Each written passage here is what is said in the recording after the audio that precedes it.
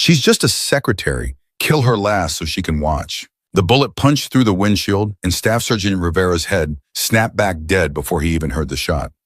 The convoy ground to a halt. Then a second round hit the gunner. Then a third. Somewhere in the hills, an enemy sniper was picking them off like animals, and every single SEAL on that road knew they were next. Nobody could find him. Nobody could stop him. But what none of them knew, what none of them could have possibly imagined, was that the quiet girl sitting in the communications truck, the one they joked about, the one they called the secretary, she knew exactly where that shooter was hiding. And she was about to do something that would make every man on that base question everything they thought they knew about war, about women, and about the ghost blood running through her veins. If this story doesn't give you chills, nothing will. Subscribe to this channel right now, follow this story all the way to the end, and drop a comment telling me what city you're watching from. Let me see just how far this story travels. The morning Kira Ashford arrived at Forward Operating Base Liberty, nobody noticed. That was the point. She stepped off the transport with her head down, her duffel slung low over one shoulder, and her boots already caked in Afghan dust. She was small for a soldier, 5'6", lean, the kind of frame that made senior enlisted men look twice and then dismiss her entirely. She liked it that way. Master Chief Donovan Brennan was standing near the operations tent when the new arrivals filed in. He had a clipboard. He had a sunburn. He had 17 years of combat deployments written into every line on his face, and he did not have time for replacements who couldn't carry their weight. "Ashford," he called out, not looking up. "Here, Master Chief." He glanced at her, took in the communications patch on her sleeve, took in the rest of her in about half a second, and made his judgment the way men like him always did. "You're on comms relay. Sergeant Holt will show you the setup. Don't touch anything you don't understand." "Understood, Master Chief." That was it. No welcome speech, no orientation, no handshake.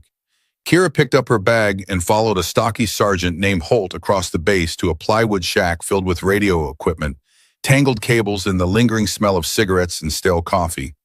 Holt kicked a chair toward her. "This is your kingdom, princess. You talk into the box, you write down what comes back, and you don't leave this room unless the building's on fire. We clear. Crystal." He stared at her for a moment, waiting for something. A flinch, a complaint, some sign that she was going to be a problem. When nothing came, he shrugged and walked out. Kira sat down. She put on the headset. She powered up the equipment with the kind of muscle memory that comes from doing something 10,000 times. And within 40 minutes, she had reorganized the entire communications log, fixed a frequency overlap that had been causing static for 2 weeks, and established a backup channel that nobody had thought to set up. When Holt came back an hour later with coffee, he stopped in the doorway. "You did all this?" It needed doing. He looked at the screens. He looked at her. Then he set the coffee down without another word and left again. Something about the way she handled that equipment made him uneasy, though he couldn't have said why. She was too fast, too sure. Like she'd been doing this her whole life, which she had, but not the part he was seeing. The part he wasn't seeing was buried so deep that even Kira herself tried to pretend it didn't exist. Her father's name was Marcus Ashford. If you served in any branch between 1985 and 2009, you knew that name. If you didn't know it, you knew the stories. 312 confirmed kills across 4 theaters of war. They called him the Carpenter because he said every shot was like driving a nail. One strike, clean, final. He could put a round through a quarter at 800 yards, and he did it once on a bet just to shut up a Marine who said Army snipers couldn't shoot. Marcus Ashford was not a man who missed. He was not a man who hesitated. And he was not a man who lived to see his daughter grow up because a roadside bomb outside Fallujah took him when Kira was 16 years old. She was at school when the notification team came to the house. Her mother answered the door. Kira came home to find her mother sitting on the kitchen floor, still in her work clothes, holding the folded flag they'd given her, like it was the only thing keeping her from falling through the earth.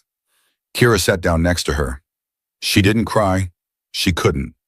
Something inside her had locked shut the moment she saw her mother's face, and it stayed locked for a very long time. The funeral was full of uniforms. Generals, old squad mates, a governor. They all said the same things. Hero, legend, sacrifice. Kira stood at the graveside in a black dress and black shoes and listened to every word, and none of it meant anything to her because none of them knew him the way she did. They knew the sniper.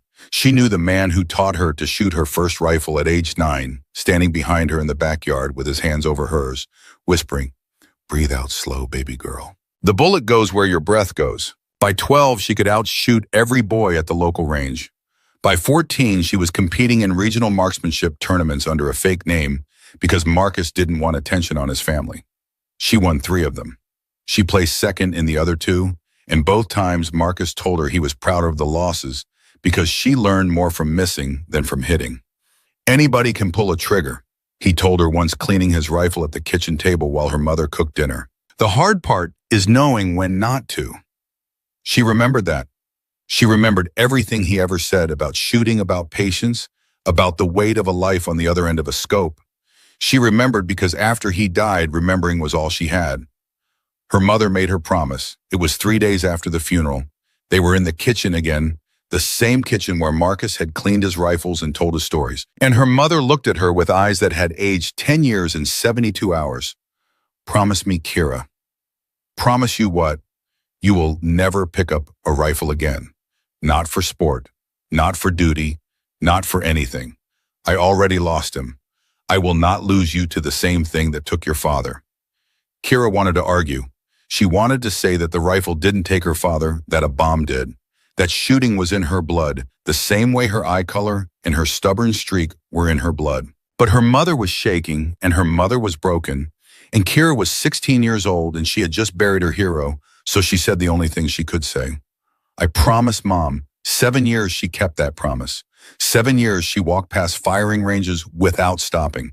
7 years she listened to soldiers brag about their marksmanship scores and said nothing. 7 years she swallowed the itch in her hands every time she heard the crack of a rifle in the distance. And she told herself it was enough to be close to the fight without being in it. She enlisted at 21. Communications. Her mother cried, but she accepted it because comms wasn't combat. Comms was radios and computers and headsets. Comms was safe. That was the deal.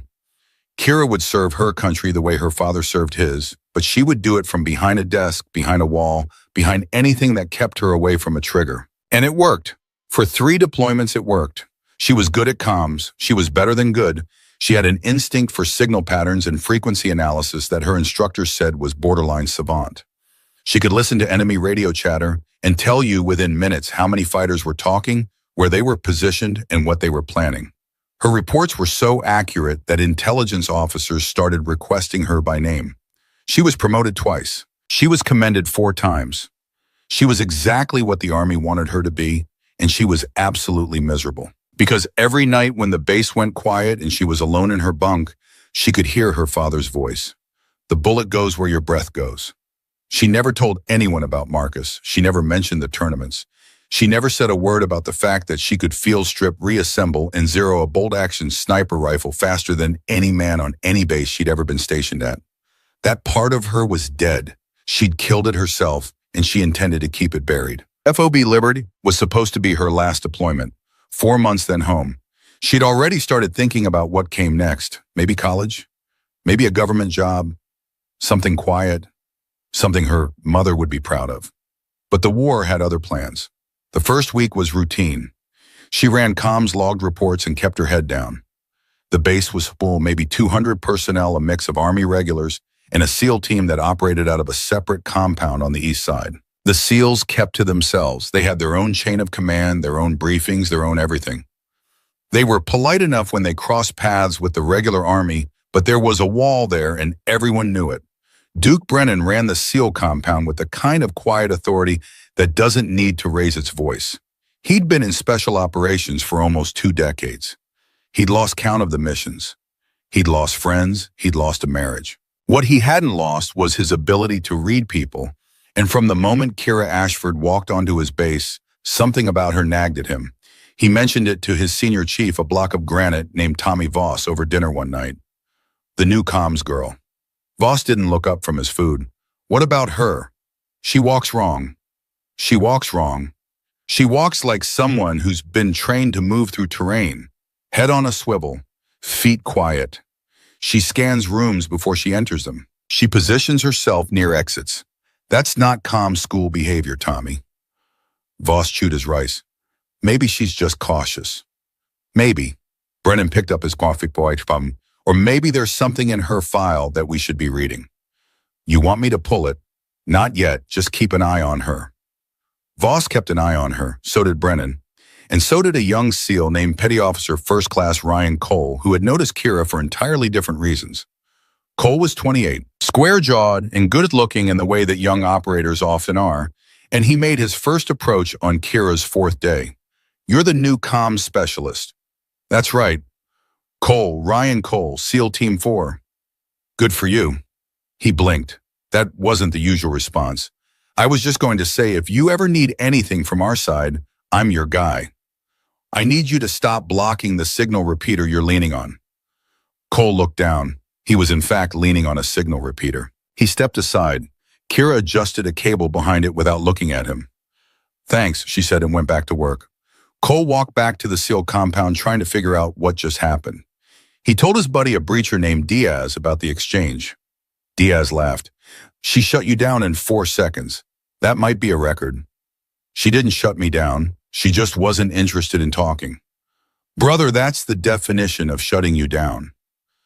Cole didn't bring it up again, but he didn't stop watching her either, because what Brennan had noticed from a distance, Cole was noticing up close. The comms specialist moved like a fighter.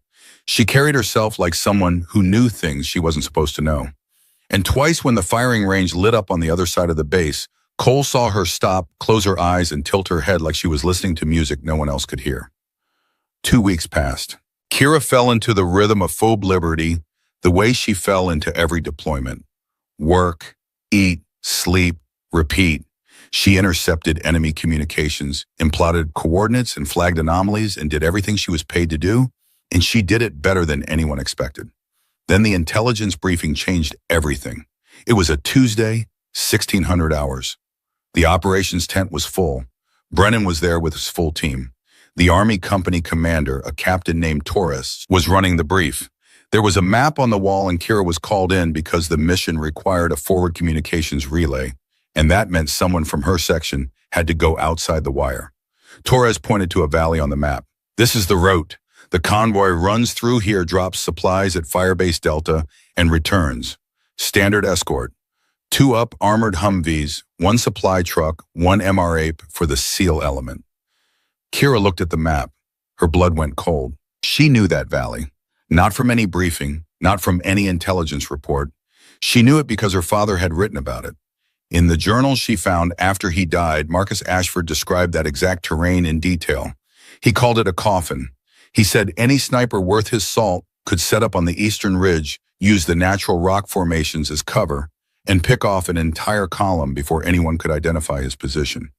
He wrote it like a warning, like he knew someday someone he loved might need to hear it. Specialist Ashford, you'll set up the relay here. Torres pointed to a position near the valley's southern entrance. You'll have a clear line back to base in direct comms with the convoy element. Kira stared at the map. Her mouth was dry. Her hands, the hands that hadn't touched a rifle in 7 years, were trembling under the table where nobody could see them. Sir, she said carefully, that relay position is exposed. If there's contact from the eastern ridge, whoever is at that relay point has no cover and no egress route. Torres frowned. It's the best signal position. That's your job, specialist.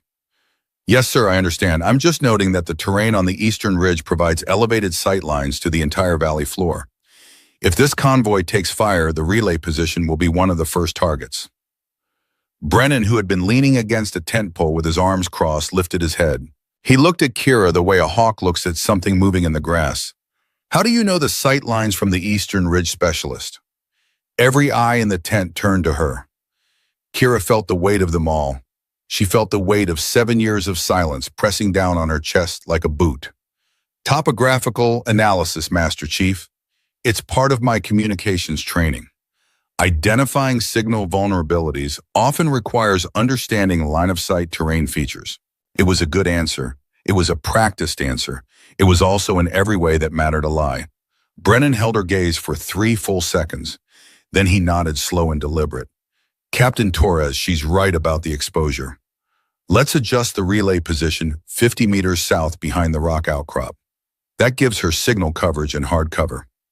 Torres agreed. The brief continued. Kira sat in her chair and forced her hands to stop shaking and told herself that this was fine, that she'd flagged the vulnerability and done her job, and that was the end of it. But her father's journal was in her footlocker, and the page describing that valley was dog-eared. And the last line Marcus Ashford had written about that terrain read in his careful, blocky handwriting, "If they ever send anyone I love through this place, God help whoever is waiting on that ridge because my daughter will find them." He wrote it like he knew, like somehow from wherever the dead go, Marcus Ashford had seen this exact moment coming and left his daughter the only weapon he could knowledge wrapped inside a warning, wrapped inside a prophecy. The convoy was scheduled for Thursday at 0600. Kira had 48 hours. She spent the first 12 reading every piece of intelligence she could access about enemy activity in that valley. She cross-referenced radio intercepts from the past month. She plotted frequency spikes and communication clusters. She built a picture that no one asked her to build because no one knew she could. And what she saw made her stomach turn. There was a pattern, a clear, unmistakable pattern. Every time coalition forces moved through that valley, enemy communications spiked exactly 6 hours before the convoy departed. Someone on the inside was feeding information. Someone was telling the enemy exactly when and where the targets would be.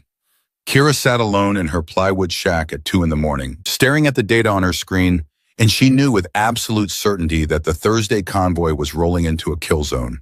She also knew that if she walked into Brennan's office and told him this, he would ask how she connected those dots so fast, and she would have to explain that she wasn't just a communications specialist, that she was the daughter of the most lethal sniper in modern military history. And that tactical pattern recognition was something she'd been trained to do since before she could drive a car. She picked up the phone. She put it down. She picked it up again. Then she heard her father's voice, clear as daylight, as if he were standing right behind her. "Anybody can pull a trigger, baby girl. The hard part is knowing when not to." Kira dialed Brennan's extension. It rang 4 times. His voice was gravel and sleep. "This better be important." "Master Chief, this is Specialist Ashford. I need 15 minutes of your time. Right now." A long pause. She could hear him breathing. She could hear him deciding. "My office. 5 minutes." She was there in 3. He was there in 4. He sat down behind his desk in a t-shirt and cargo pants, his hair pressed flat on one side from the pillow, and he looked at her with those hawk eyes and said, "Talk." She talked. She showed him the data. She showed him the communication spikes. She showed him the pattern and the timeline and the correlation, and she watched his face change from skepticism to attention to something cold and hard that she recognized because she'd seen it on her father's face 100 times. It was the face of a man who just realized someone was trying to kill his people. "How long did it take you to build this analysis?" 4 hours. 4 hours. He leaned back.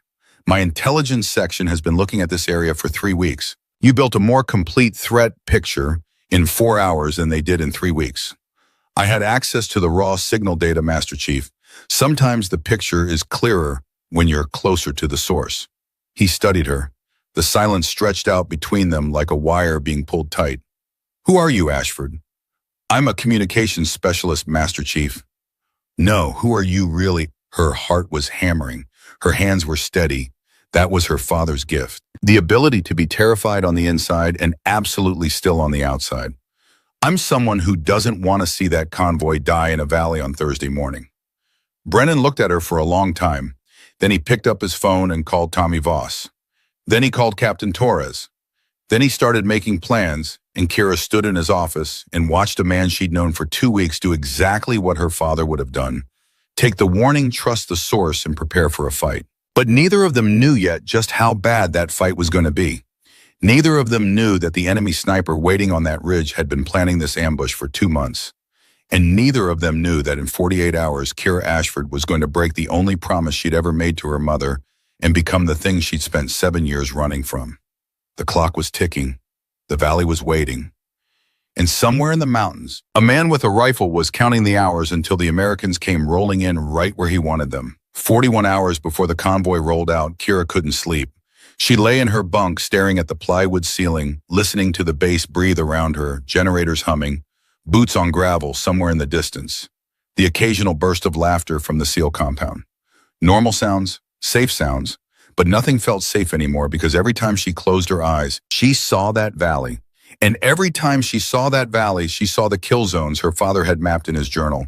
And every time she saw those kill zones, she saw bodies. At 0300, she gave up on sleep. She pulled on her boots and walked to the comm shack. The night shift operator, a kid named Perkins, who was barely old enough to buy beer, looked up when she came in. "Can't sleep, specialist? Move over." He moved. She sat down and plugged into the intercept feed. For 2 hours, she listened to enemy radio traffic filtering through the noise, isolating the voices she'd been tracking for days. There were 4 distinct call signs operating in the Valley sector.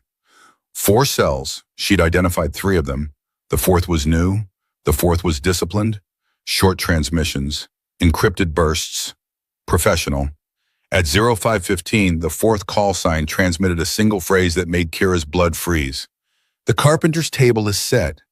She ripped off her headset and stared at the console. Perkins looked at her. "You okay? Get Master Chief Brennan on the line. Now." "It's 5 in the morning. Now, Perkins." Something in her voice made the kid move fast.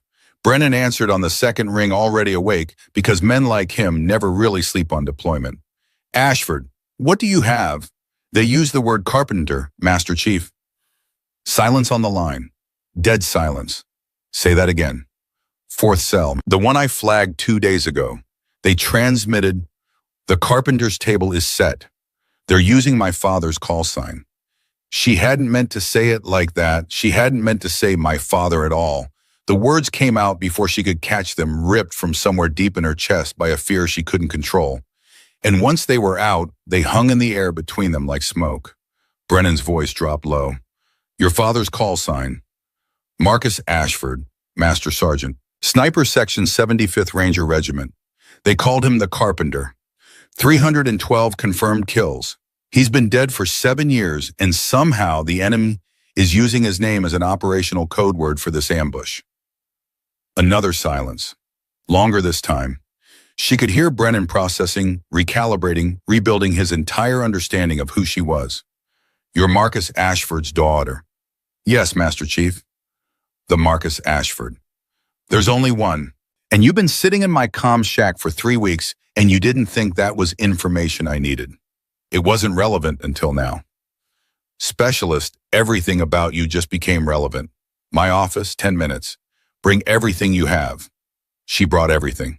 The signal analysis, the frequency charts, the communication patterns, and tucked under her arm, wrapped in a brown cloth she'd carried through 3 deployments, her father's journal. She'd never shown it to anyone. Not her mother, not her friends, not a single commanding officer in her entire career. She set it on Brennan's desk like she was setting down a piece of her own heart. Brennan opened it. He read the entry about the valley. His jaw tightened with every line. When he reached the last paragraph, the one where Marcus wrote about his daughter, Brennan closed the journal and looked up at Kira.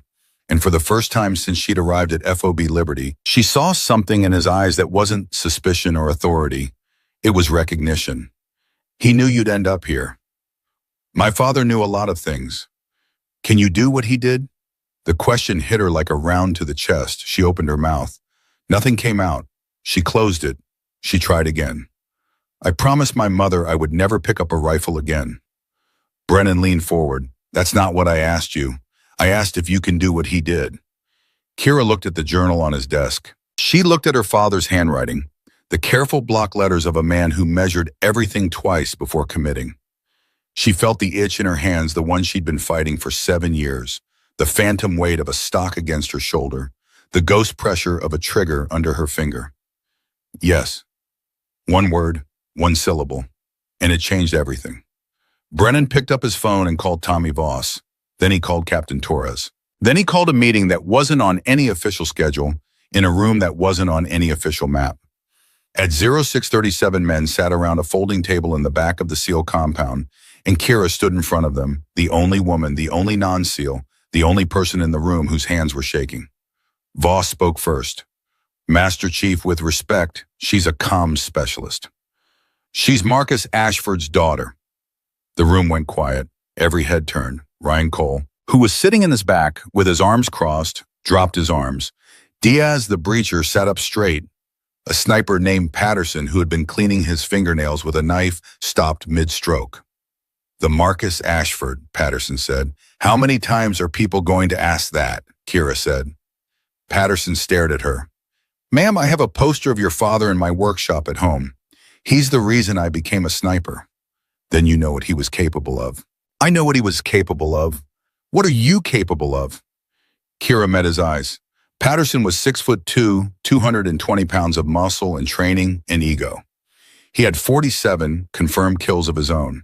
He was the best shooter on the team, and he knew it, and everyone in the room knew it. "I guess we're about to find out," she said. Brennan shut down the murmuring before it could start. "Listen up. The convoy rolls in 36 hours. Specialist Ashford has identified a pattern that suggests a coordinated ambush in the valley. She's also identified a fourth cell using advanced communication protocols, which means this isn't local fighters with AKs. This is planned. This is professional. And they're using the call sign of a dead American sniper to coordinate it, which means someone in their chain has studied our people and is sending a message." "What message?" Cole asked. Brennan looked at Kira. She answered, "That they're not afraid of us, that they know who we are, what we've done, and they think they can do it better." The Carpenter was the most feared sniper in this theater for 20 years. By using his name, they're saying they've found someone who can match him. "Can they?" Diaz asked. "My father killed 312 enemies across 4 wars. Nobody matched him. But whoever is running this ambush has training, discipline, and patience. He's been planning this for at least 2 months. He knows the terrain, he knows our patterns, and he's positioned himself on the eastern ridge exactly where my father said a good sniper would set up." Patterson leaned forward. "You're saying there's an enemy sniper on that ridge who thinks he's the next Marcus Ashford?" "I'm saying there's an enemy sniper on that ridge who studied my father well enough to steal his name. And if we drive into that valley without addressing him first, he's going to kill a lot of people." The room was silent for 10 full seconds. Then Voss looked at Brennan. "What's the plan, Master Chief?" Brennan stood up. "We adjust the convoy route. We add overwatch elements, and we put a shooter in a position to counter the enemy sniper before he fires his first round." "Patterson," Voss asked. "Ashford," Brennan said. The room erupted. Every man started talking at once. Patterson's face went red. Voss pushed back from the table. Cole stood up. Only Kira stayed still standing at the front of the room with her father's journal in her hands, watching these men argue about whether she was qualified to do the thing she was born to do. Patterson was the loudest. "Master Chief, I have 47 kills. I have 12 years of combat deployments. You cannot put an untested comms specialist in a sniper position on a mission like this." "She's not untested." "Well, she hasn't fired a shot in 7 years. 7 years, Master Chief. I went to the range yesterday. And you missed your 3rd shot at 600 yards. She won't." Patterson's mouth opened and closed. "How do you know that?" Brennan looked at Kira. "Tell him." Kira set the journal on the table. "My father started training me when I was 9. By 12, I was shooting sub-MOA groups at 400 yards. By 14, I was competing in national-level marksmanship events under an alias. I won 3. I placed 2nd twice. My father said the 2 he lost taught me more than the 3 I won, because missing teaches you to feel the shot, not just calculate it." Patterson stared at her. "That was 8 years ago. You were a teenager. Shooting isn't something you forget. It's like breathing. You can hold your breath for a longer time, but your lungs still know what to do. This isn't a competition, specialist. This is combat, real bullets, real bodies. Have you ever killed anyone?" "No." "Then how do you know you can pull the trigger when it matters?" Kira picked up the journal and opened it to a page near the back. She held it up so Patterson could read her father's handwriting. "My daughter has the coldest eyes I've ever seen behind a scope. She doesn't flinch. She doesn't hesitate. She breathes out and the target falls. If she ever has to do this for real, God help whoever's on the other end, because Kira doesn't miss." Patterson read it. He read it again. Then he sat down without another word. Brennan took control. "Here's how this works. Patterson, your primary overwatch on the western ridge. You cover the convoy from elevation. Ashford takes the eastern approach counter-sniper position. She knows the terrain from her father's notes. She knows where the enemy will set up. She's our best chance of neutralizing that shooter before he opens up on our people. And if she freezes, Voss asked quietly, then Patterson takes over and we lose time we can't afford. Brennan looked at Kira. You're not going to freeze, are you, specialist? No, Master Chief. You understand what I'm asking you to do? I'm asking you to break a promise you made to your mother. I'm asking you to pick up a weapon you swore you'd never touch again. I'm asking you to kill people. I understand, but why are you saying yes? Kira looked at the men around the table. She looked at Cole, who had tried to flirt with her and gotten shut down. She looked at Diaz, who had laughed about it. She looked at Patterson, who 5 minutes ago thought she was nothing. She looked at Voss, who still wasn't sure.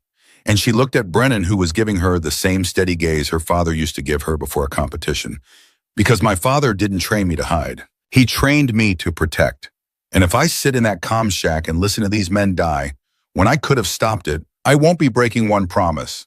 I'll be breaking all of them. Brennan nodded once. Get her a rifle. What rifle? Patterson asked. Mine, Kira said. Everyone looked at her. My father's rifle, an M24. I've carried it in my footlocker through 3 deployments. It's zeroed to my specifications. It's been maintained and cleaned every 30 days for 7 years. Voss actually laughed. You've been carrying a sniper rifle for 3 deployments and never told anyone. Nobody asked. Brennan shook his head. Get your rifle, Ashford. We prep in 12 hours. The meeting broke up. Men filed out in silence, each of them carrying the weight of what they'd just learned. Kira walked back to her quarters alone, her boots heavy on the gravel, her chest tight with something that felt like grief and adrenaline and destiny all twisted together. She pulled her footlocker from under the bunk. She opened it. Beneath her spare uniforms and personal items, wrapped in the same oilcloth her father had used, was the M24. She lifted it out. The weight was exactly what she remembered. The stock was smooth under her fingers, worn to a perfect fit by her father's hands, then by hers. She held it the way a musician holds an instrument after years away from the stage, with reverence and terror and a longing so deep it hurt. I'm sorry, Mom, she whispered. She didn't cry. She hadn't cried since the funeral, but her throat closed and her vision blurred, and she held that rifle against her chest and breathed the way her father taught her, slow and steady, letting the air carry the fear out of her body. Then she sat down on her bunk and began checking the weapon. Bolt action, smooth. Scope clear. Barrel clean. Every component was exactly where it should be. Because she had maintained this rifle with the same obsessive precision her father had every month for 7 years, caring for a weapon she swore she'd never fire again. At 1400, Cole found her behind the armory, dry firing into an empty sandbag berm. She didn't hear him approach, which meant she was deep inside her head, deep inside the zone her father called the quiet place. Ashford. She didn't flinch. She finished her trigger pull, held her position for 2 seconds, then lowered the rifle. Cole, I wanted to say something. If it's about the comm shack, I already apologized to the signal repeater. He almost smiled. Almost. It's not about that. I wanted to say that I've been watching you since you got here. The way you move, the way you scan a room, the way you listen to gunfire like other people listen to music. I knew something was different about you. I just couldn't figure out what. And now you know. Now I know you're Marcus Ashford's kid, and you've been hiding a sniper rifle in your footlocker. And tomorrow you're going to be covering my 6 from a ridge I didn't even know was a threat. He paused. Yeah, now I know, no. Does it bother you that you're a better shooter than me? Probably. That you're covering my 6? No, that's the opposite of bothering me. She looked at him for a long moment. Really looked at him, not the dismissive glance she'd given him in the comm shack. He was scared. Not of the mission, of losing people. She could see it in the set of his jaw, the way his hands stayed loose at his beads, ready for something that hadn't happened yet. Cole, have you ever lost someone on a mission? His face changed. Last deployment. My best friend. Mortar round. What was his name? Jake Riley. Then tomorrow I shoot for Jake Riley too. Cole swallowed hard. He nodded. He turned and walked away, and Kira watched him go. And she felt the weight of what she'd just taken on settle across her shoulders like a cloak made of iron. By 1800, the base was buzzing. Word had spread the way word always spreads, on a small FOB, fast, distorted, and electric. The comms girl was a sniper. The comms girl was Marcus Ashford's daughter. The comms girl had been carrying a rifle this whole time. Every version of the story was slightly different and slightly wrong. And Kira heard them all because people forget that the person who runs the radios can hear everything. At 1900, Patterson knocked on the door of the comms shack. Kira looked up. He was standing there with his own rifle case and a look on his face she hadn't seen before. "You got a minute?" "Depends on what you need." He set the case down. "I need to know something and I need the truth." "Go ahead." "Your father's journal, that entry about you, the one about the cold eyes. Did he write that before or after you beat him?" Kira went still. "What?" "I've read everything about your father. Everything. Every interview, every after-action report, every article. There's a story that Marcus Ashford was once beaten in a private match by an unknown shooter. No name, no record. Just a rumor that someone outshot the carpenter on his own range and he never told anyone who it was." Patterson leaned against the doorframe. "Was it you?" Kira stared at him. "Nobody knew about that." Nobody. It was a Sunday afternoon. She was 15, and her father set up a challenge course on a private range in Virginia. 20 targets, variable distances, wind conditions, time limit. He went first and shot a 98 out of 100. She went second and shot a 99. He stared at the scorecard for a full minute. Then he looked at her and he smiled, the biggest smile she'd ever seen on his face, and he said, "That's my girl." "Yes," she told Patterson. "It was me." Patterson stood there processing. Then he unzipped his rifle case and pulled out a cleaning kit. "Show me how you zero your scope. I want to see the carpenter's method." They sat together for an hour, two snipers in a plywood shack talking about windage and elevation and trigger discipline and breath control. Patterson asked questions he'd never been able to ask Marcus Ashford, and Kira answered them with her father's voice in her head, guiding every word. Somewhere during that hour, the hostility between them dissolved, replaced by something that only exists between people who speak the same rare language. At 2100, Brennan found them still talking. "Patterson, Ashford, get some sleep. Convoy brief is at 0400. Patterson stood up, collected his gear, and turned to Kira. "For what it's worth, I'm glad you're on that ridge tomorrow." "Don't be glad yet. Be glad when everyone comes home." He nodded and left. Kira packed up her father's rifle, carried it back to her bunk, and lay down in the dark with the weapon beside her, the same way her father used to sleep in the field, one hand on the stock, ready for whatever came next. She didn't sleep. She lay there and listened to the bass settle into silence, and she thought about her mother sitting in a kitchen in Virginia, not knowing that her daughter had just broken the only promise she'd ever asked for. She thought about calling her. She thought about what she'd say. She thought about the sound her mother would make when she heard the truth, and she decided that some calls are better made after the bullets stop flying. At 0300, she got up. She dressed in the dark. She collected her gear, her rifle, her ammunition, her radio, and the small laminated photo of her father she kept in her breast pocket. She walked to the operations tent, where Brennan was already waiting with a cup of coffee and a map covered in red markings. "You ready?" he asked. "My father used to say, you're never ready. You're just willing." "Smart man." "The smartest I ever knew." Brennan handed her the coffee. She drank it standing up, studying the map one last time, memorizing the positions, the distances, the angles. 36 targets she might have to engage. 12 possible sniper hides on the eastern ridge. 4 confirmed enemy communication nodes. 1 unknown hostile who had stolen her father's name and was waiting in those mountains to kill Americans. At 0400, the full team assembled. 22 soldiers, 12 SEALs, 10 Army, 1 communications specialist carrying a dead legend's rifle and the weight of a broken promise. Torres ran the brief. Brennan ran the specifics. Kira said nothing. She stood in the back and memorized every face in the room because her father always said you should know the faces of the people you are protecting. That way, when the scope gets heavy and the trigger gets hard, you remember why you're pulling it.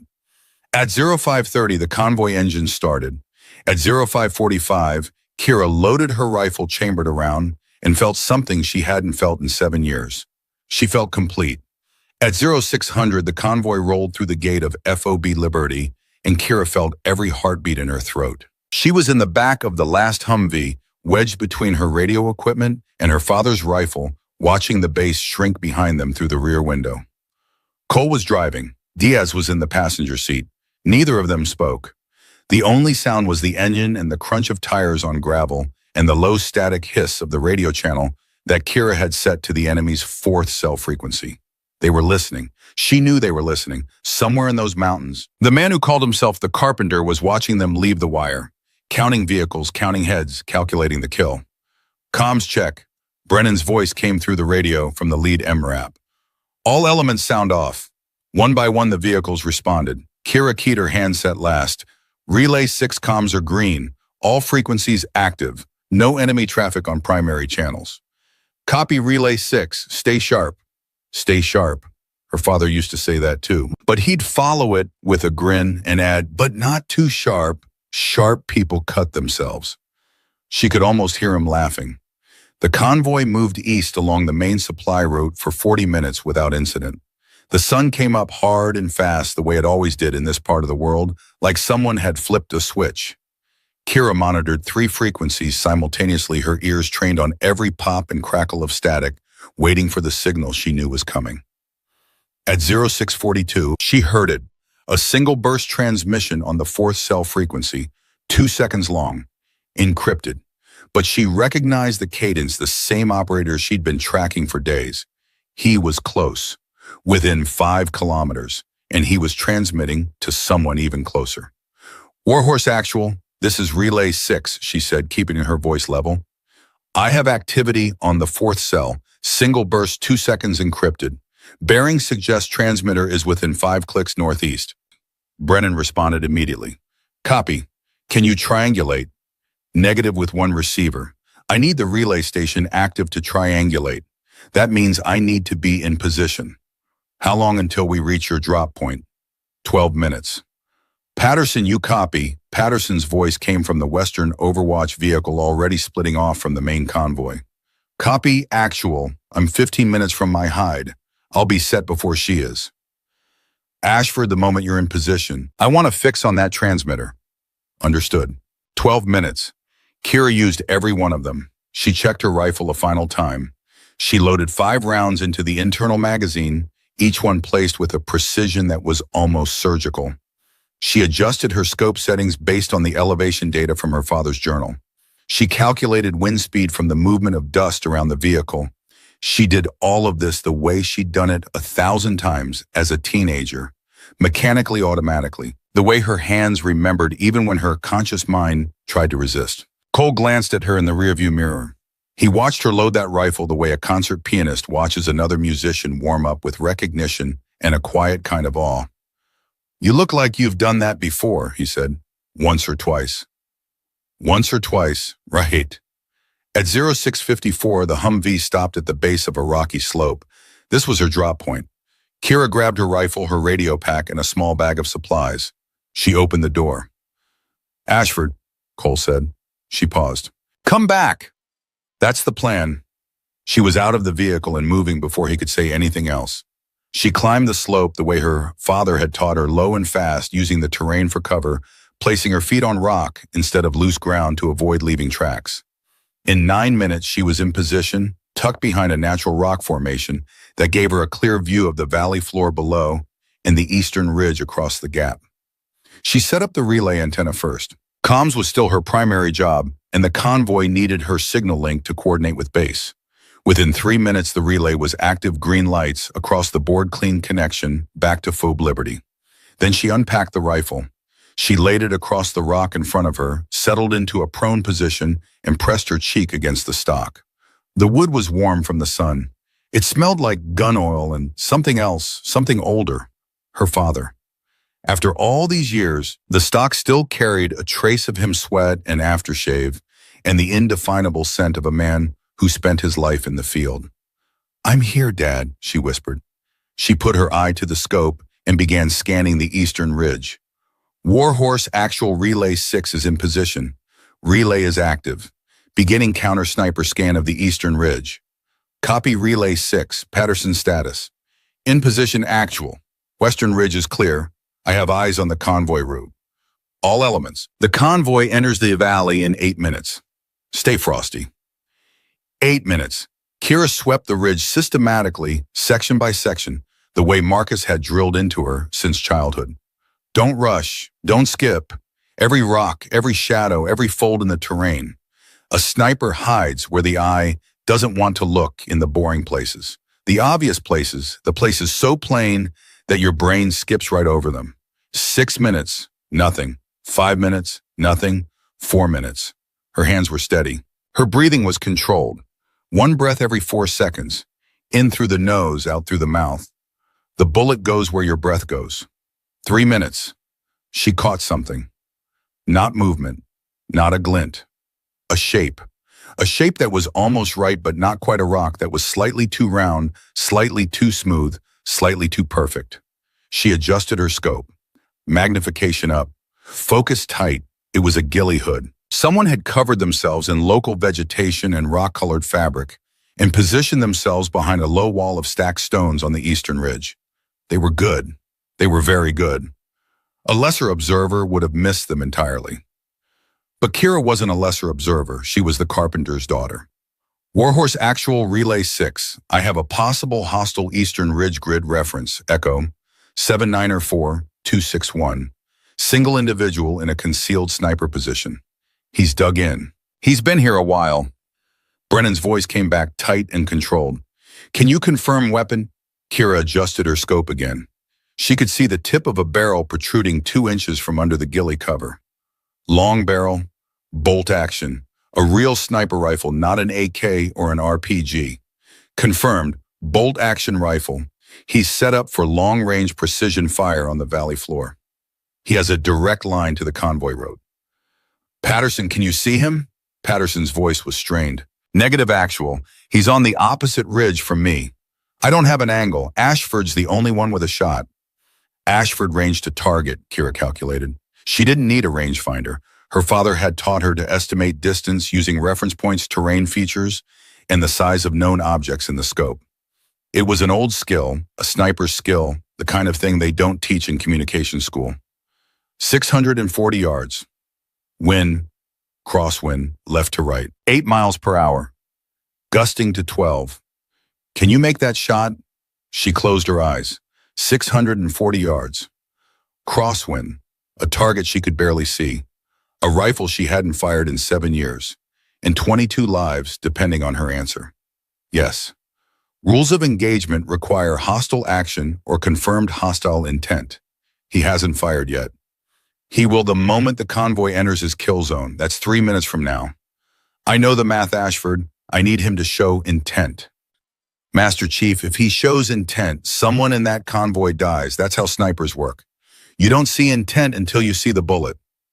Silence on the radio. She could feel Brennan wrestling with the rules, the regulations, the lawyers, and politicians who wrote engagement protocols from offices 10,000 miles from the killing ground. Hold your position. Do not fire until I give the order. Copy. Her finger rested beside the trigger guard.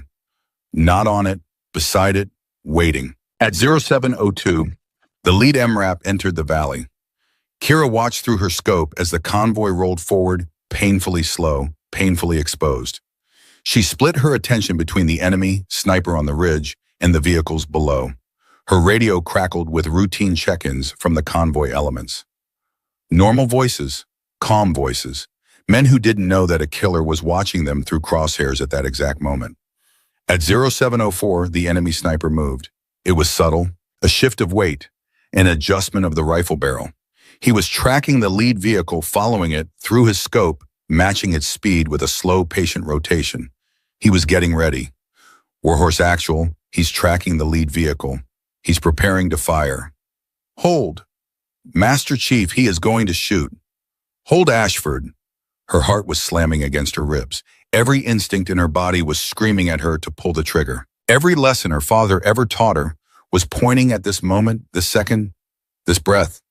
But the order was hold, and she was a soldier, and soldiers follow orders, even when the order is wrong. At 07:05 and 30 seconds, the enemy sniper's barrel stopped moving. He had his target. Kira could see his shoulder tighten as he pressed into the stock.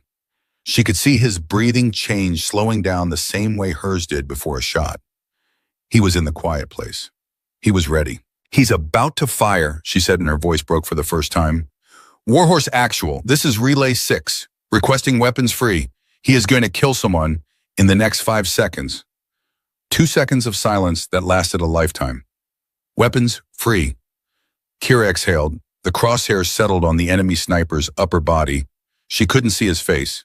She didn't need to.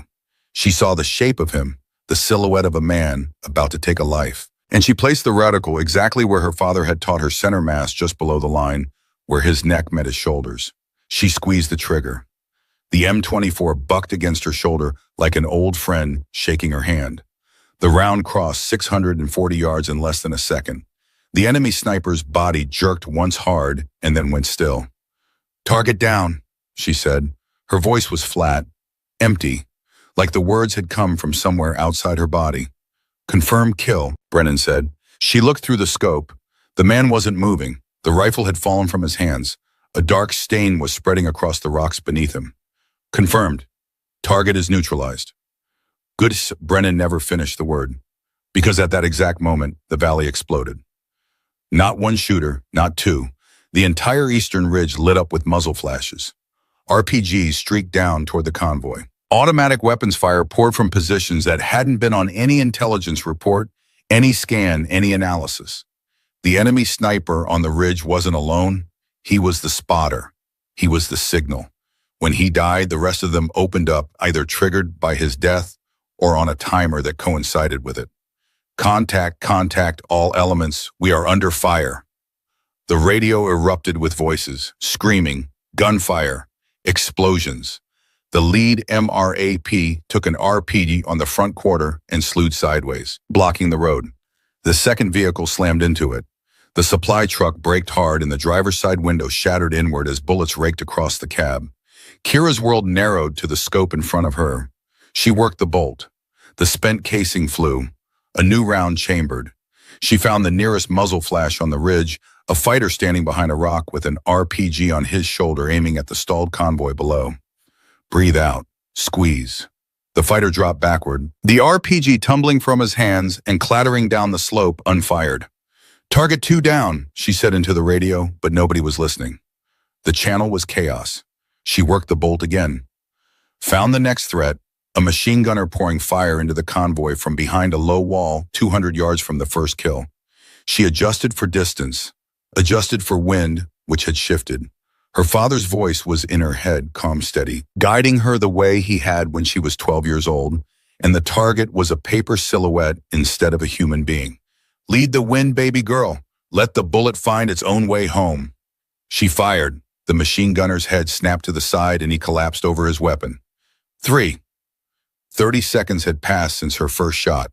3 men were dead, and the ambush was still raging.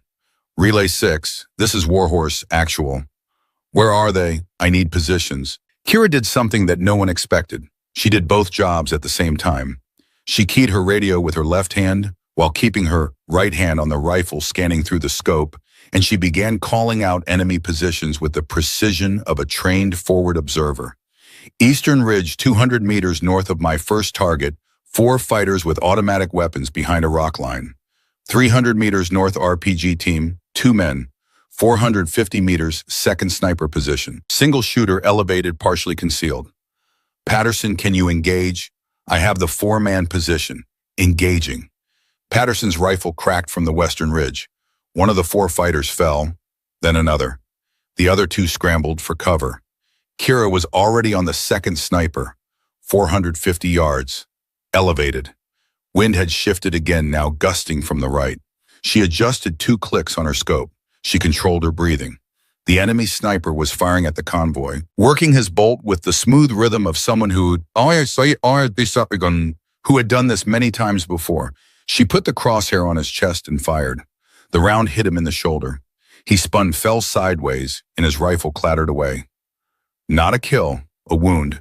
He was still moving, crawling toward his weapon. Kira worked the bolt faster than she ever had.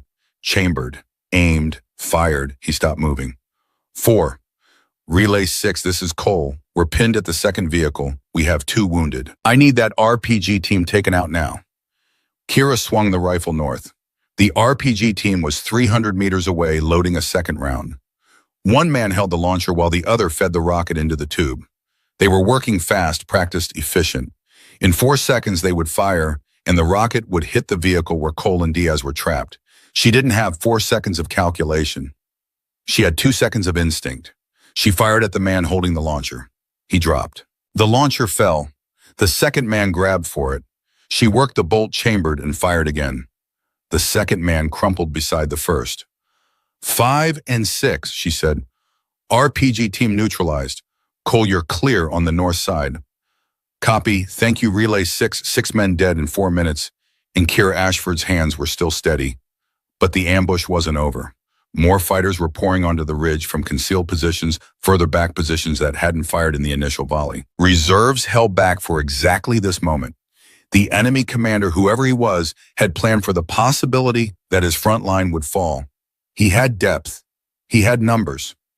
Warhorse Actual, I count at least 8 additional fighters moving onto the ridge from the northeast. They're reinforcing. This ambush has a second wave. Brennan's voice was strained but controlled. Can you engage? I can engage as long as I have ammunition. I have 14 rounds remaining. Make them count. Kira settled into the rifle. She felt the stock against her cheek. She felt the trigger under her finger. She felt her father's presence beside her. Not as a ghost, not as a memory, but as something deeper. The DNA in her blood, the muscle memory in her hands, the inherited instinct that turned a girl from Virginia into the deadliest person on this battlefield. She fired. 7. She worked the bolt. 8. The 8th target had been running between positions, a moving target at 500 yards. She led him by 2 body widths, exhaled and squeezed. He fell mid-stride, crashing face first into the rocks. How is she doing this? Diaz's voice crackled on the radio, raw with disbelief. How is she doing this? Nobody answered him. Nobody had an answer. At 07:19, 13 minutes into the ambush, Kira had fired 12 rounds and dropped 9 targets. She had missed once on a fighter who ducked behind cover a fraction of a second before her bullet arrived. She adjusted and took him when he reappeared 4 seconds later. That was target 9. Patterson had taken 3 from the western ridge. The convoy gunners had suppressed 2 more positions. But the fight was still raging, and Kira could see through her scope that the remaining fighters were repositioning, consolidating, getting ready for a final push. Then she saw him, a man on the ridge, 600 yards out, moving with a calm deliberation that separated him from every other fighter on that mountain. He wasn't running, he wasn't scrambling, he was walking. And he was carrying a rifle with a scope, a long rifle, a sniper's rifle, and he was moving directly toward the position where the first sniper had been killed. He stopped. He looked down at the dead man. Then he looked up directly at Kira's position, and even at 600 yards, through 2 scopes pointed at each other across a valley of smoke and blood, she felt his eyes lock onto hers. He knew where she was. He'd been watching. He'd been waiting. Warhorse Actual, Kira said, and for the first time her voice was barely above a whisper. There's a second sniper. He just arrived on the ridge. He's looking right at me. Brennan's response was immediate. Take the shot. He's moving into cover. I don't have a clean angle. Patterson, I can't see him. He's on Ashford's side of the ridge. The second sniper disappeared behind the rock wall. Kira tracked the position with her scope, waiting for him to reappear. Her heart was pounding so hard she could feel it in her trigger finger. She willed it to slow down. She controlled her breathing. She became still the way her father became still, a piece of the landscape, a rock with eyes and a rifle, and the patience to wait forever. 10 seconds. 20. 30. At 41 seconds, the barrel of his rifle appeared around the edge of the rock, then his shoulder, then the side of his face. He was aiming at the convoy. Kira put her crosshair on the exposed sliver of his head and made a calculation that would have taken most snipers a full minute. Wind, distance, elevation, ankle of exposure. Target size, maybe 4 inches of skull visible above the rock. 600 yards, crosswind gusting. A shot that 99% of trained snipers would call impossible. But she wasn't 99% of snipers. She was Marcus Ashford's daughter. She fired. The round traveled for less than a second.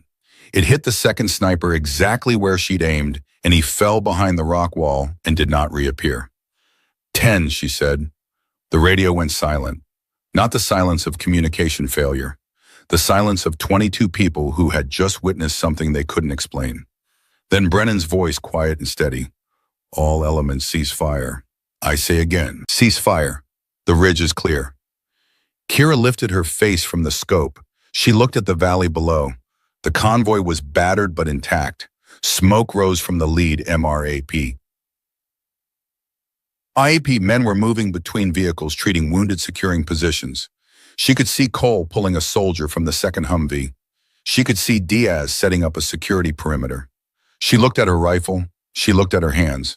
They were shaking now, not during the fight, after. The way her father said it always happened. The body waits until the danger passes, and then it lets you feel everything you suppressed. She reached into her breast pocket and pulled out the laminated photo of her father. She held it in her trembling fingers and looked at his face, the strong jaw, the steady eyes, the hint of a smile that never quite fully formed. 10 for 10, Dad, she whispered. I didn't miss. She pressed the photo against her chest, closed her eyes, and let the tears come for the first time in 7 years. The tears lasted 43 seconds. Kira counted them the way her father counted everything, precisely because precision was control and control was survival. Then she wiped her face with the back of her hand, packed her emotion into the same locked compartment where she'd kept it for 7 years, and picked up her radio. Warhorse Actual Relay 6. Ridge is clear from my position. I count 10 enemy KYA on the eastern slope. Request permission to maintain overwatch while convoy conducts recovery operations. Brennan's voice came back steady, but there was something underneath it now. Something that hadn't been there before the first shot. Respect didn't cover it. It was closer to reverence. Copy Relay 6. Maintain position. Medevac is inbound 8 minutes.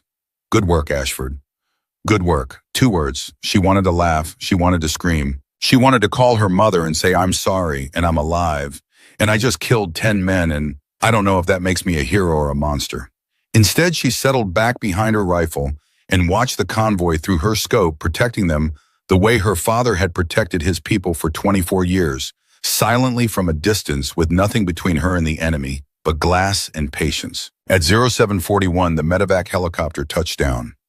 3 wounded soldiers were loaded aboard. None dead. Not a single American killed.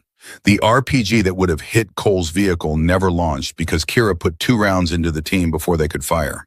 The sniper round that would have killed the MRAP driver never left the barrel because Kira dropped the shooter before he could squeeze. 10 men on a ridge with a plan to slaughter an American convoy, and a 23-year-old woman with a dead man's rifle had stopped every one of them. At 0815, Brennan called her down from the ridge. She climbed down the same way she'd climbed up, low and careful, her rifle slung across her back, the weight of it different now. Heavier, not physically, something else.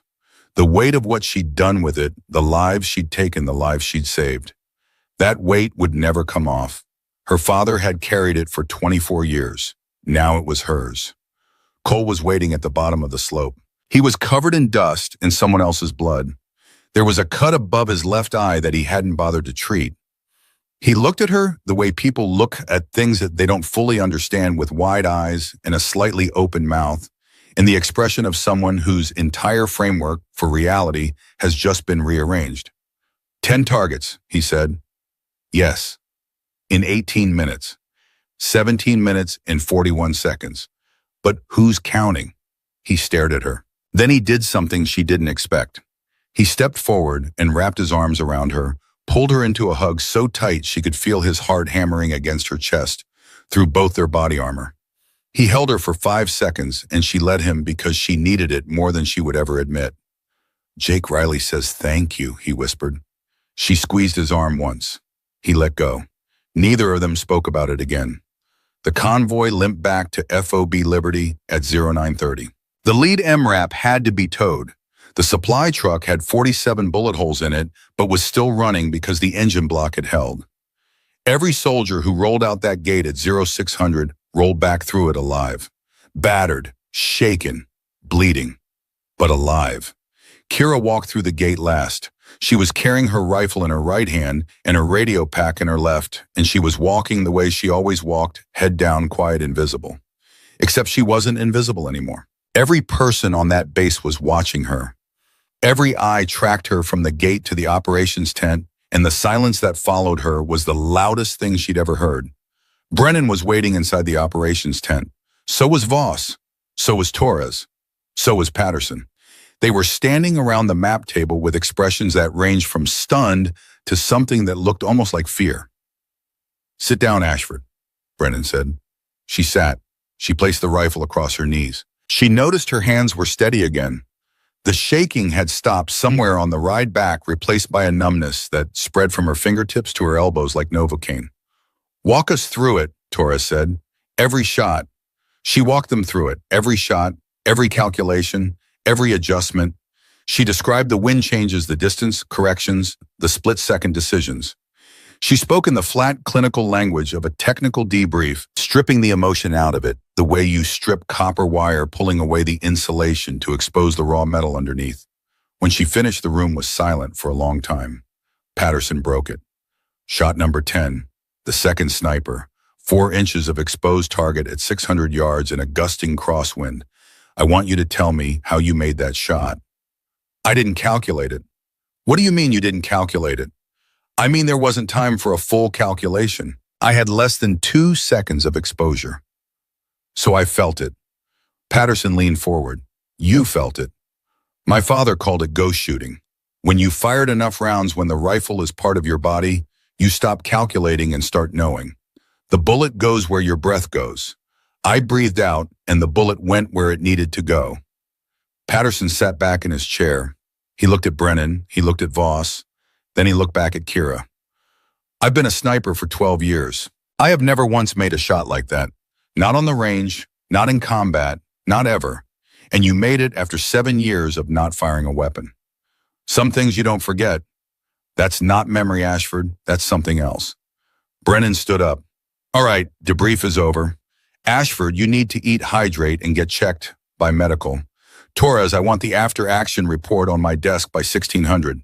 Patterson, start working up the enemy sniper positions for intelligence. I want to know who these people were and who trained them." "Master Chief," Kira said. "What?" "The second sniper. The one who walked onto the ridge after I killed the first one. He wasn't panicked. He wasn't rushing. He walked to the body, looked down at it, and then looked directly at my position. He knew exactly where I was." "What are you saying?" "I'm saying he wasn't reinforcement. He was the real shooter. The first sniper was the decoy. The man I killed last was the one running the operation. He was the one who called himself the Carpenter." The room went cold. Brennan's jaw tightened. "How do you know?" "Because of the way he moved. He wasn't a fighter. He was a craftsman. My father described men like that in his journal. The ones who treat killing the way a surgeon treats surgery, methodical, patient, precise. That man came onto the ridge, knowing his team was being destroyed, and he didn't run. He set up his rifle and tried to finish the mission. That's not a soldier. That's a sniper." Voss spoke for the first time. "And you killed him?" "Yes. With a 4-inch target window at 600 yards. "Yes." Voss looked at Brennan. "Master Chief, I've been in this business for 16 years. I've worked with the best shooters in the world. Delta, DevGru, the best. And I'm telling you right now, what she did on that ridge today is the single most impressive display of marksmanship I have ever witnessed or heard of. And she did it as a communications specialist who hasn't fired a rifle in 7 years." "She's not a communications specialist," Brennan said quietly. "She never was."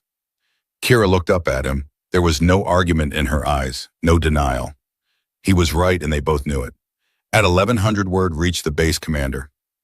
Colonel Hargrove, a career infantry officer with 2 stars on his horizon and a political instinct sharper than his tactical one, summoned Kira to his office.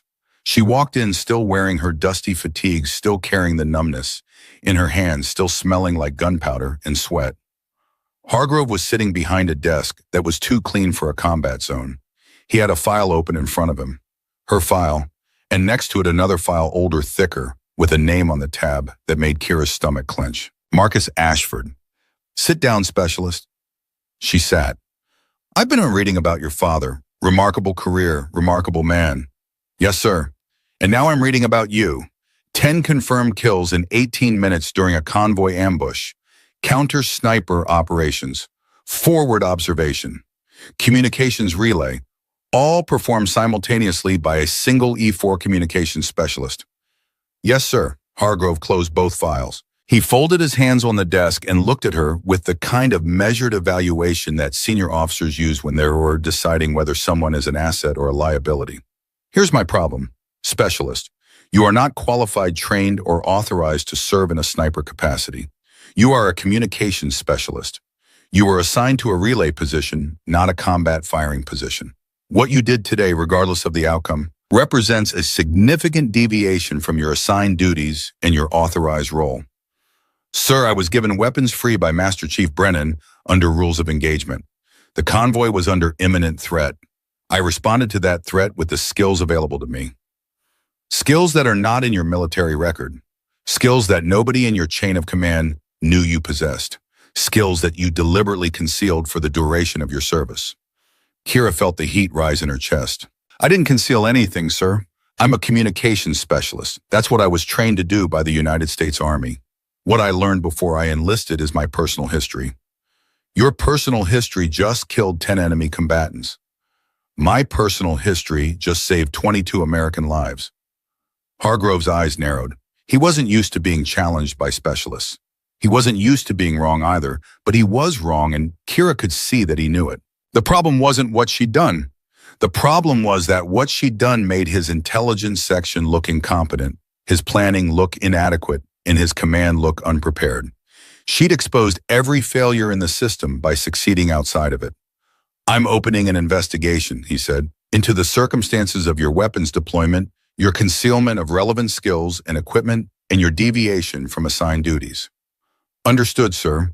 You are restricted to base pending the outcome. You will surrender the M24 rifle to the armory. Something broke inside her mind, not loudly, not dramatically. A small, quiet fracture like a hairline crack in glass. Surrender the rifle. Her father's rifle. The last physical piece of him she had. The weapon that had just saved 22 lives and proven that Marcus Ashford's legacy was alive and breathing and sitting in a folding chair in a colonel's office in Afghanistan. Sir, that rifle is personal property. It is not military-issued equipment. It was used in a military operation. It is now evidence in an investigation. Evidence of what, sir? Evidence that I saved an entire convoy. Hargrove's face hardened. You are dismissed, specialist. Kira stood. She walked to the door. She stopped. Sir, one more thing. What? While you're investigating me, you might want to investigate how the enemy knew our convoy route, timing, and composition. Because someone on this base is feeding them information. I identified the communication pattern 3 days ago and reported it to Master Chief Brennan. That's how I knew the ambush was coming. And whoever the leak is, they're still here. She walked out before he could respond. She heard him pick up his phone before the door closed behind her. By 1200, the investigation was already becoming something bigger than Hargrove intended. Because Brennan, who had 17 years of combat and zero patience for politics, walked into Hargrove's office 30 minutes after Kira left and shut the door behind him. Nobody heard what was said, but Voss, who was waiting outside, said Brennan's voice carried through the plywood walls for 11 minutes straight, and when the Master Chief came out, his face was the color of a brick, and Hargrove's aide was on the phone with brigade headquarters. At 1300, Patterson went to this armory where Kira's rifle had been surrendered. He didn't take it. He couldn't. But he stood there and looked at it behind the cage wire, and the armory sergeant said Patterson's hands were shaking. That rifle killed more enemies this morning than our entire sniper section has killed in 3 months, Patterson told the armory sergeant, and they locked it up like it's contraband. At 1400, Cole organized something that nobody authorized. He gathered every soldier who had been in the convoy that morning, all 22 of them, and he walked them to the operations tent where Kira was sitting alone, writing her after-action statement. They filed in one by one. They stood in a semicircle around her, and Cole, whose best friend had died on his last deployment, who had barely survived this morning because a woman he'd dismissed as a secretary had killed 2 men, about to fire an RPG at his vehicle, said the only thing that mattered. We're alive because of you, every single one of us. Whatever happens next, whatever they do to you, whatever they decide, that fact doesn't change. We went into that valley and we all came back, and the only reason we came back is you. Kira looked at their faces, dusty, bruised, some bandaged, all standing, all breathing. I just did my job, she said. No, said a private named Gutierrez, who had been in the supply truck and taken shrapnel in his arm. You did your father's job, and you did it better than anyone I've ever seen. They left one by one. Each of them stopped in front of her. Some shook her hand. Some just nodded. One, a sergeant named Brooks, who had a wife and 3 kids in Georgia, knelt beside her chair and said, "My children still have a father because of you. I will never forget that. Never." Kira held herself together until the last man left. Then she put her head on the table and sobbed. Deep, wrenching sobs that came from the same place the shooting had come from, the deepest part of her. The part where her father lived, the part she tried to bury, the part that refused to stay dead. At 15:30, Brennan found her. She was sitting behind the comm shack, her back against the plywood wall, her knees drawn up, staring at nothing. He sat down beside her without asking permission. "Hargrove's investigation is being reviewed by Brigade," he said. "I made some calls. People above his pay grade are very interested in what happened today, and not in the way he wants them to be. He wants to punish me. He wants to cover himself. There's a difference, but the result is the same if nobody pushes back. And you pushed back. I pushed back so hard I might need a new career." He paused. "Listen to me, Ashford. What you did today doesn't happen. Not like that. Not 10 for 10 in 18 minutes from a cold rifle after 7 years off the trigger. I've been in special operations for 17 years. I've seen the best. I've trained with the best. I've buried the best. And I have never in my entire career seen anyone shoot like you shot today. My father could have done it. Your father would have been proud that you did it. But he also would have told you what I'm about to tell you. What? That the shooting was the easy part. The hard part is what comes after. The faces, the weight, the knowing that you ended 10 lives and you'll carry those lives inside you for the rest of yours. Your father carried 312. It nearly destroyed him. I read that in his file. The drinking, the nightmares, the months where he couldn't look at your mother without seeing the things he'd seen through his scope." Kira's breath caught. "How do you know about that?" "Because I pulled his full service record this morning. Before the convoy, I wanted to know who you came from. And I found a man who was brilliant and broken and trying to be a good father while carrying the worst burden any soldier can carry. He did it for 24 years, Kira, and it killed him just as surely as that bomb did. The bomb just finished what the war started." Nobody had ever said that to her before. Nobody had ever acknowledged the truth that her family had danced around for 7 years. The truth that Marcus Ashford didn't just die in Fallujah. He died every day for 24 years, 1 kill at a time, and the IED was just the period at the end of a very long sentence. "I know," she whispered, "so the question isn't whether you can do what your father did. You proved that today. The question is whether you can survive what your father survived, and that's a question only you can answer." They sat in silence for a long time. The base moved around them. Helicopters came and went. Soldiers walked past without stopping, giving them space the way people do when they sense something private happening. At 1600, Brennan's phone rang. He answered it, listened for 2 minutes, said understood twice, and hung up. "Brigade commander wants a video conference in 30 minutes.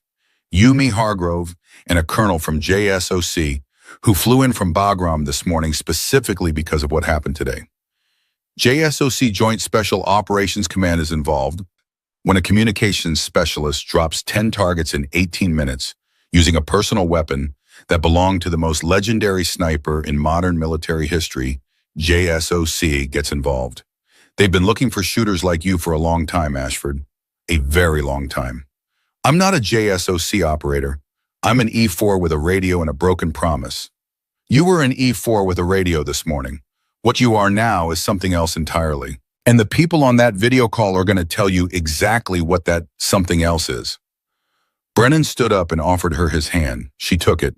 He pulled her to her feet, and for a moment they stood face to face, the Master Chief and the specialist, the veteran and the newcomer, the man who recognized what she was and the woman who was only beginning to understand it herself. "Whatever happens in that room," he said, "remember one thing. What? Your father's proudest moment wasn't his 312 kills. It wasn't his commendations or his medals or his legend. His proudest moment was the day you outshot him on that range in Virginia. He wrote about it in his journal. He called it the happiest day of his life." Kira closed her eyes. She saw the range. She saw the scorecard.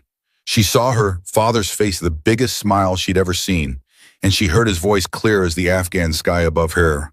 That's my girl. She opened her eyes. She straightened her uniform. She picked up the only weapon she had left, her training, her blood, her father's name, and she walked toward the operations tent where the men who would decide her future were waiting. Behind her, Brennan watched her go, and for the first time in 17 years of war, he felt something he thought combat had beaten out of him. Hope. The video screen flickered to life, and Kira found herself looking at four faces. Colonel Hargrove sat to her left, rigid, his jaw locked. Brennan sat to her right, arms crossed, radiating the kind of quiet fury that made junior officers avoid hallways. On the screen, two men appeared. The first was Brigadier General Haynes, brigade commander, gray-haired and deliberate. The second was a man who didn't introduce himself by name. He wore no rank insignia, his uniform was clean but unmarked, and his eyes had the flat, assessing quality of someone who spent his career in rooms that didn't officially exist to him. Specialist Ashford, General Haynes began. I've read the after-action report. I've reviewed Master Chief Brennan's assessment. I've spoken with Colonel Hargrove.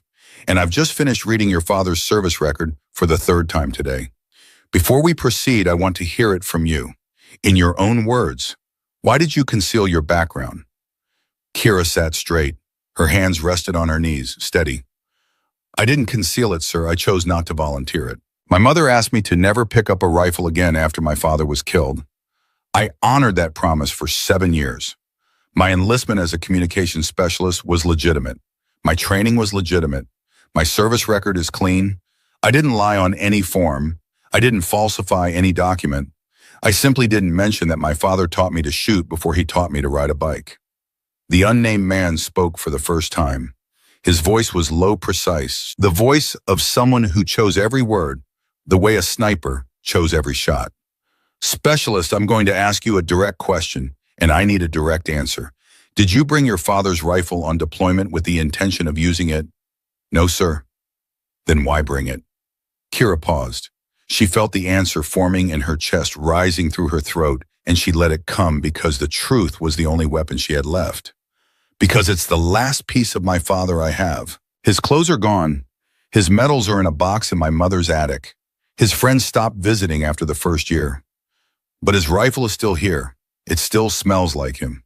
It still fits my hands the way it fit was his. I carried it because leaving it behind felt like leaving him behind, and I've already lost him once. I wasn't going to lose him again. The unnamed man studied her. He didn't blink. He didn't nod. He processed. General Haynes spoke. Colonel Hargrove has recommended an Article 15 investigation for unauthorized weapons deployment, concealment of material qualifications, and deviation from assigned duties. Colonel, do you want to present your position? Hargrove leaned forward. Sir, the facts are clear. Specialist Ashford operated outside her authorized role, used a personal weapon in a combat engagement without prior approval, and withheld information about her capabilities that would have materially affected mission planning. Regardless of the outcome, the precedent is dangerous. If every soldier can decide unilaterally to assume a combat role they're not assigned to, we lose command discipline. Master Chief Brennan, Haynes said. Your response. Brennan unfolded his arms.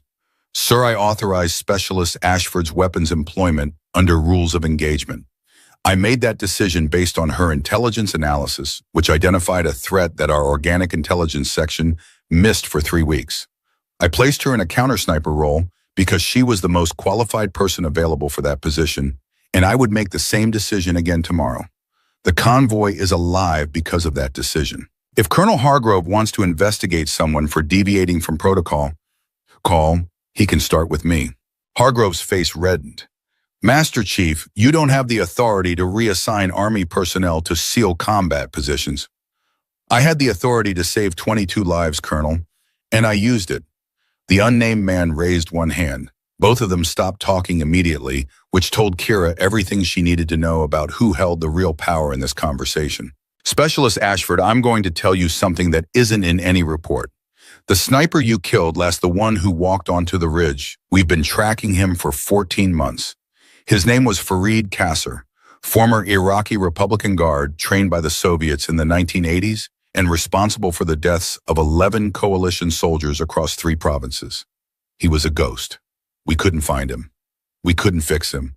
We had JSOC teams dedicated to hunting him, and he slipped every one of them.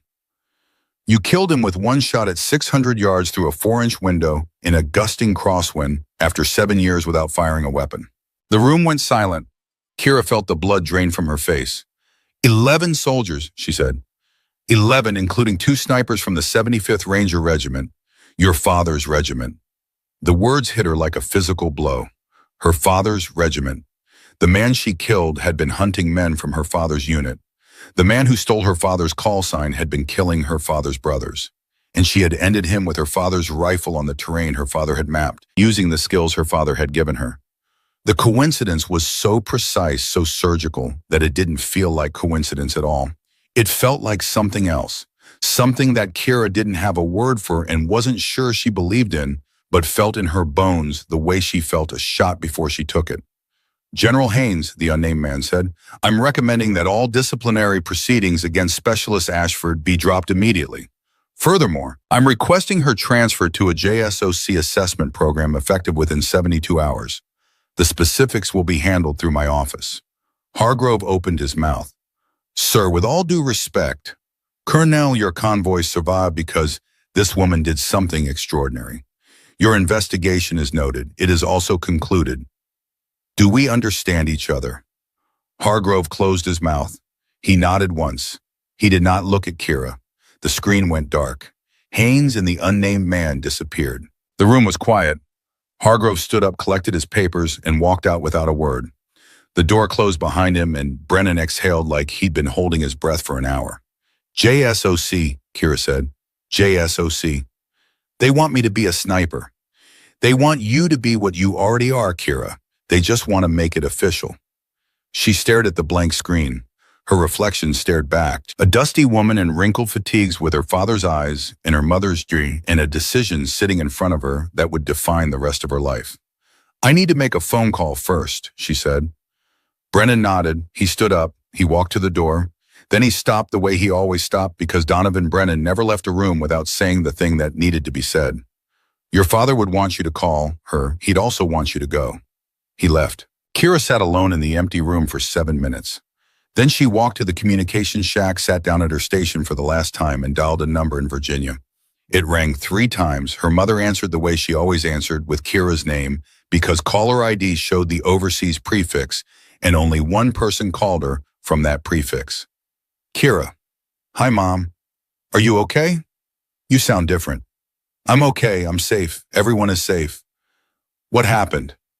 Kira closed her eyes. She gripped the phone so hard her knuckles went white. She opened her mouth and the words came out in a rush the way water comes through a crack in a dam, unstoppable once it starts. I broke my promise, Mom. I picked up Dad's rifle today.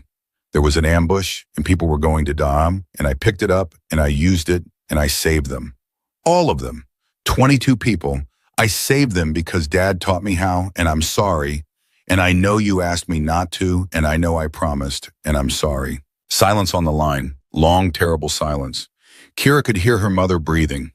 She could hear the clock on the kitchen wall, the same clock that had been there when Marcus cleaned his rifles at the table, the same clock that had been ticking when the notification team knocked on the door.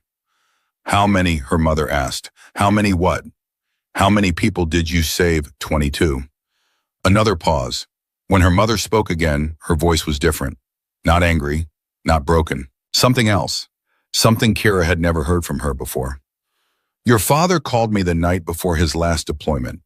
Did you know that? No, he called me at 2 a.m. He couldn't sleep. He told me that he'd been watching you shoot for years and that you were better than him, and that it scared him because he knew what that meant. He knew that someday, somewhere, you would have to choose between the promise you made to me and the gift he gave you. And he told me something I've never told you because I was too angry and too scared and too selfish to say it. What did he say?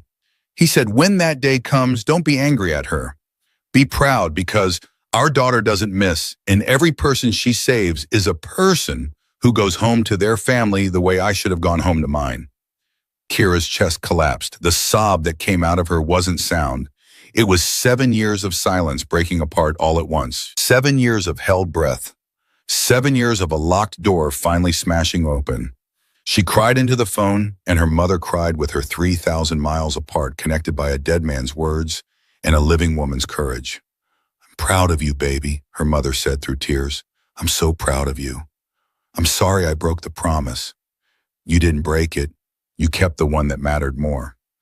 They talked for 20 more minutes. Kira told her about the JSOC offer. Her mother went quiet for a long time. Then she said, "Your father always said the hardest decision is the one you make knowing you can't take it back. Do you want this?" "I think I've always wanted this. I think I've been running from it since I was 16. "Then stop running, Kira. Stop running." She hung up the phone. She sat in the comm shack for a few minutes alone, with the static and the blinking lights and the ghost of the girl she used to be, the girl who hid in radios and frequencies and the safe side of the wire. That girl was gone.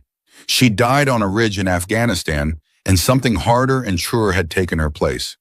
At 1800, she walked to the SEAL compound for the last time. Brennan had called a team meeting, and Kira had been invited, which was itself a statement that nobody missed. SEALs don't invite outsiders to team meetings. Ever. She walked in, and every man in the room stood up. Not at attention. Not formally. They just stood the way you stand when someone walks in who has earned the right to be looked at eye to eye. Cole was there. Diaz, Voss, Patterson. 12 operators who had spent their careers being the best, and they were standing for a 23-year-old communications specialist who had outperformed all of them on the worst day any of them had seen in years. Brennan stood at the front. He waited until the room settled. "Most of you know why we're here. Some of you still can't believe it. I've been doing this for 17 years, and I'm having trouble believing it myself, but here's what I know. 48 hours ago, Specialist Kira Ashford identified a threat that our intelligence missed. She analyzed enemy communications, built a threat assessment, predicted an ambush, and then volunteered to put herself in a position where she would be the primary target. She did all of this while keeping a secret that she'd carried for 7 years. A secret that most of us would have used as a badge of honor from day one. She's Marcus Ashford's daughter. She's a trained sniper who could outshoot every person in this room, and she never said a word." He paused. He looked at Kira. "This morning she broke a promise to her mother, picked up a dead hero's rifle, and killed 10 enemy combatants in 17 minutes and 41 seconds.